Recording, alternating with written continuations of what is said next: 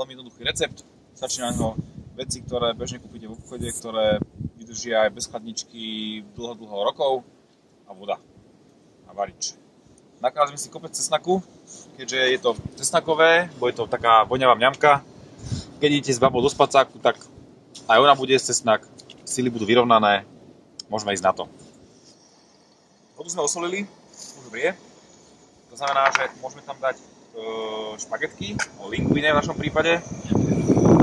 Ja to robím doma takým spôsobom, že takto ich držím, čakám a na to tu nemáme čas, takže ich takto pekne rozprstreme a počkáme, kým sa pekne uvaria. Rozhodne ich nelámať, pokiaľ chcete mať cestoviny, či linguine, špagety alebo akékoľvek iné takéto dlhé, tak ich nelámte. Linguine sa nám varia. Ešte nie sú, ale o chvíľku už budú. Dobre. Olej nám už pekne sa dohrial, takže tam môžeme čvasnúť kopec cesnaku. Dávame po začiatku, aby to bolo pekne cesnakové. Už je cíti aj rybky z toho oleja.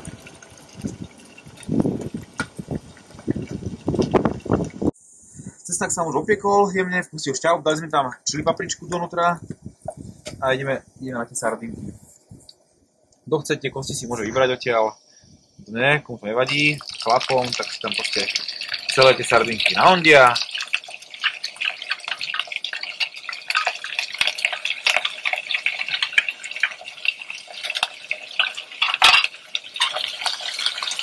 Rozmačkajú.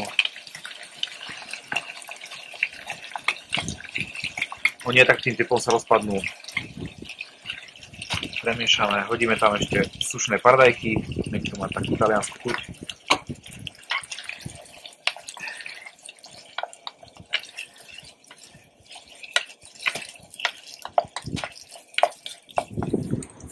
Špagety. Všetky dáme donútra.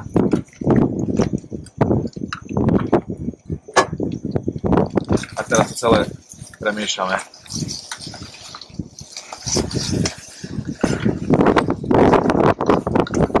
Špagety, to sú linguine.